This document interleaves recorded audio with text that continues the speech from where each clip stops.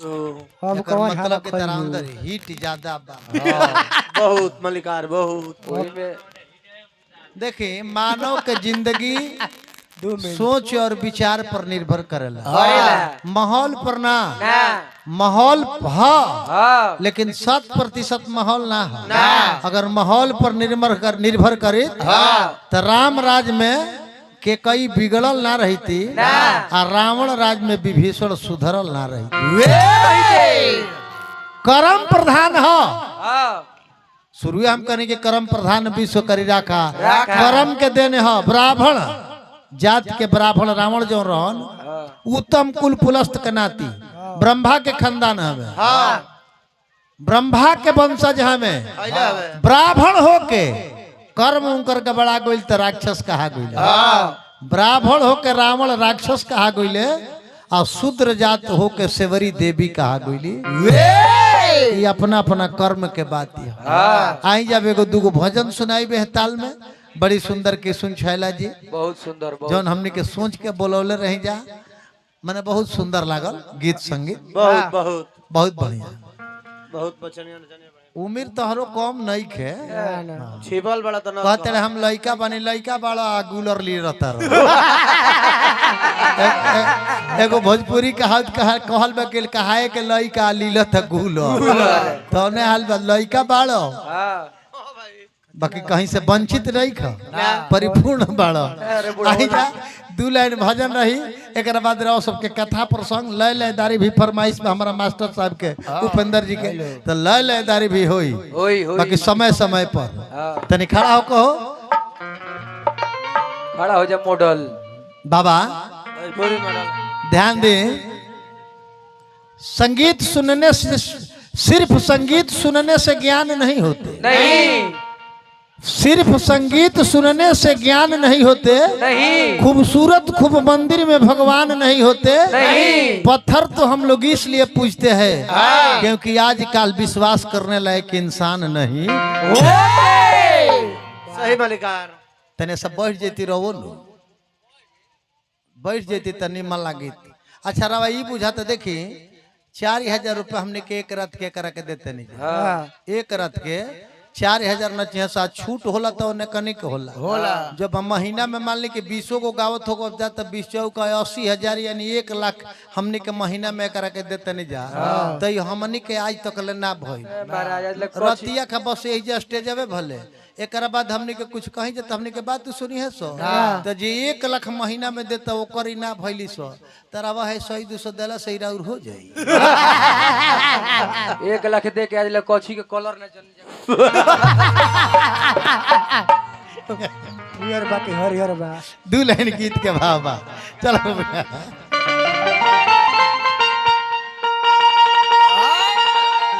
जेकर केहू सहारा ना होला ओकर सहारा परमात्मा होले कब जब अपने आप के परमात्मा के ऊपर छोड़ देबो 2 लाइन है गीत बा आ एक बाद रहो के कथा प्रसंग लय लयदारी सुनावल जाए। हार तू ही बे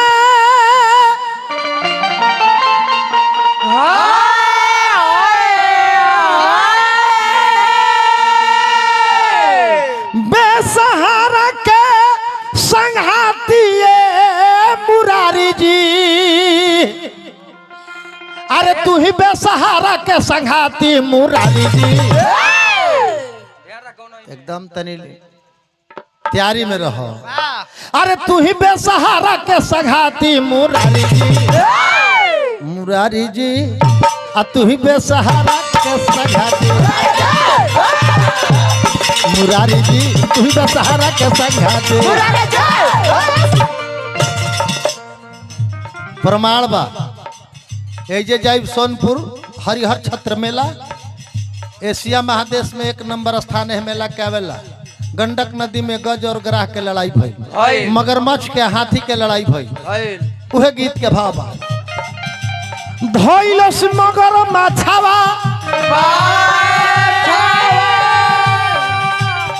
तो केहू न पाछावा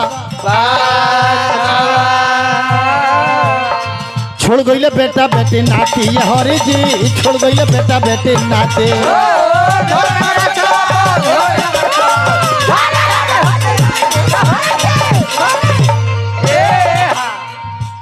हाथी के लड़ाई या मगरमच्छ के भइल हाथी के परिवार सोचता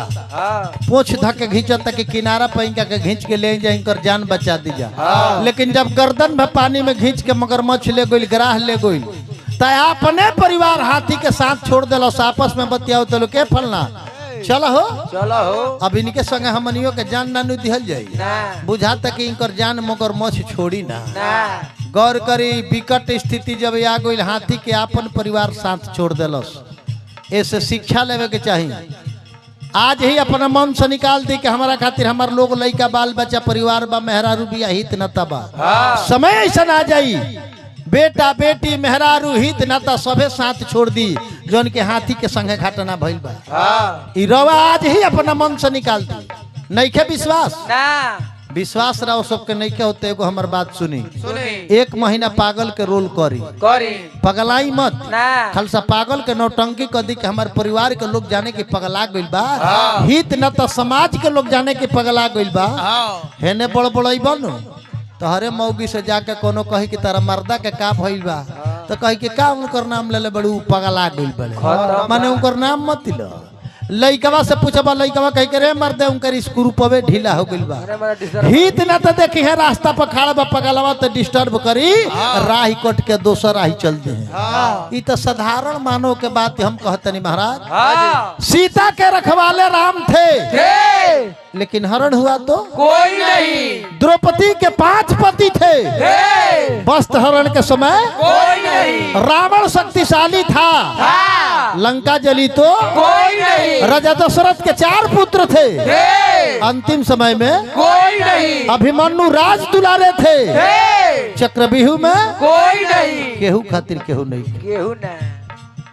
तब हाथी के बुझा गुल के रहे जौना परिवार खातिर हम जीवन भर जौन ना करे के तौन कहीं नहीं आज ये विकट परिस्थिति में हमारे परिवार हमारे साथ छोड़ के जाता तो भगवान के पुकार कैला साथी भगवान कन्हैया के आ भगवान कन्हैया अइले आ लाज के राख दिले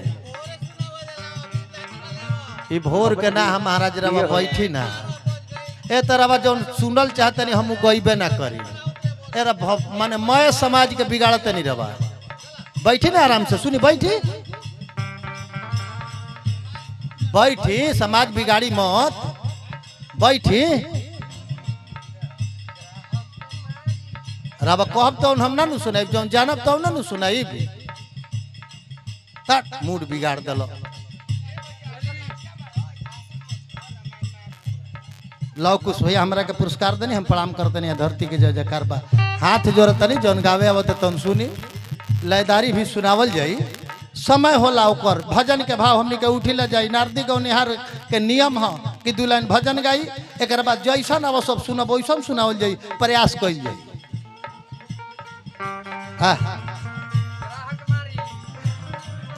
तब हाथी पुकार कैलस भगवान कन्हैया के भगवान कन्हैया अइले ग्राह के मारी के हाथी के जान बचौले तो कहे के बा कि ग्राहो के मारी गजराज के उबार देने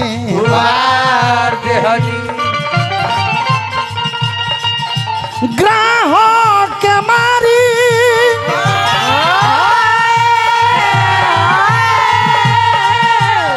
गजराज के उबार देने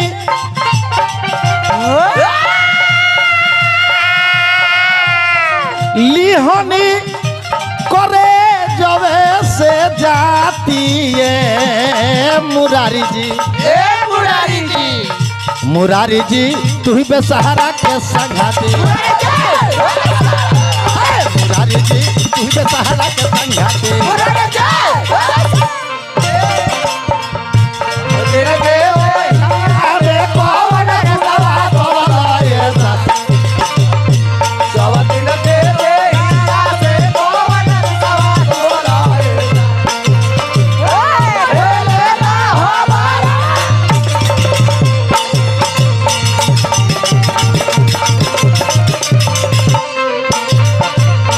सब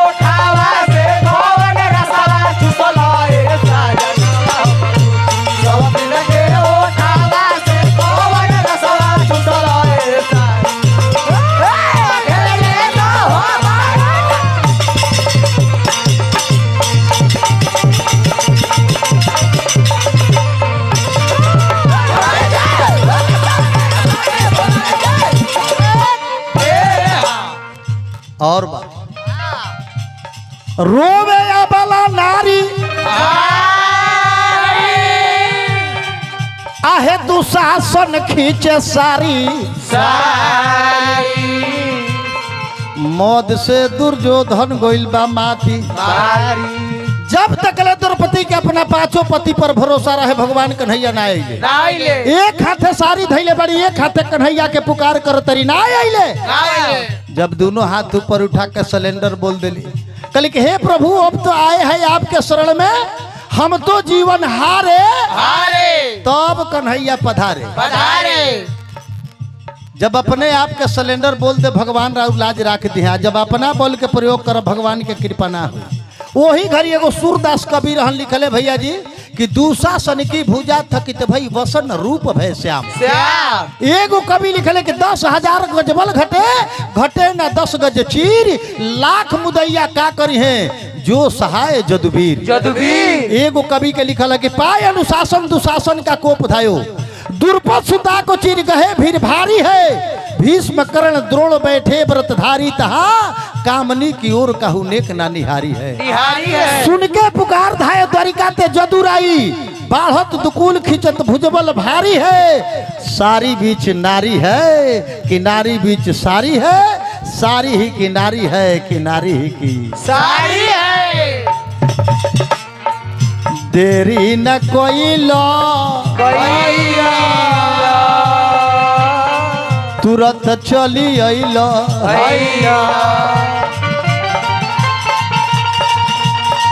हारे देरी न कोई लो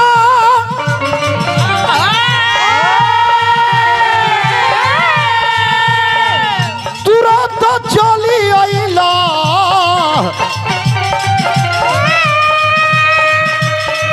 आरे सोरिए के बान हदी हलो गाती मुरारी जी तू ही बेसहारा के संघाते मुरारी जी तू ही बेसहारा के संघाते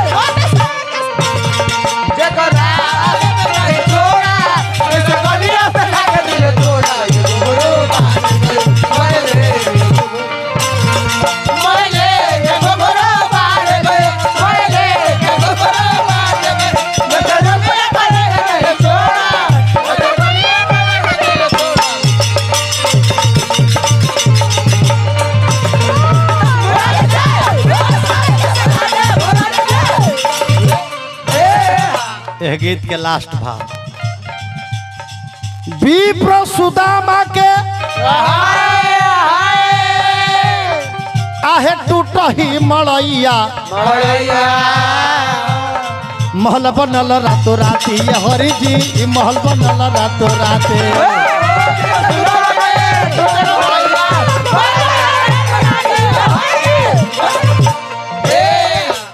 दोस्ती सीखना है तो भगवान कन्हैया से सीखिए दोस्ती सीखना है तो भगवान कन्हैया से सीखिए एक राजा होते हुए भी गरीब ब्राह्मण से दोस्ती किए दूगो पात्र हम महाभारत में देखनी ऐसे तो 18 छोड़ी से न रहे बाकी दूगो पात्र के जवाब नहीं के एगो कन्हैया दूसर का कर्ण कन्हैया जी ने रहन हथियार ना उठौले जीतो नहीं भाई आ कर्ण कन्हैया समझावत रहन कि तेरा पांचों पांडव भाई है और धर्म के पक्ष में हो तू अपने भाई के पक्ष में आ जाओ कर्ण बोला कि कन्हैया मौत स्वीकार है मगर अपने दोस्त के साथ गद्दारी करना स्वीकार नहीं है तो दोस्ती सीखना है तो कर्ण से सीखिए और दोस्ती सीखना है तो ताला से सीखिए जो हर घर में ताला लगा रहता है हथौड़ा से मारिएगा ताला टूट जाएगा उसको टूटना मंजूर है मगर दूसरी चाबी से खुलना मंजूर नहीं है दोस्ती हम लोग लेकिन कहे के बाकी हृदय विशालो गोपाल जी के देखी हो हृदय विशालो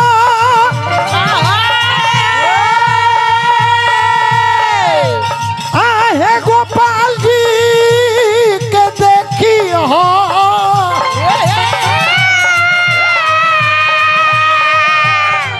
लागे ना शनि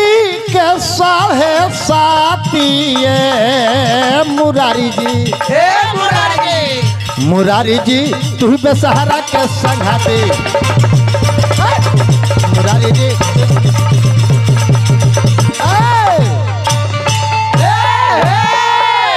मुरारी जी तू ही बेसहारा के संगाती। अब तक कथा कहानी गईते बाकी आई एगो चटनी तनी हो जाए बाकी चटनी में लहसुन ना डलाई तनी धनिया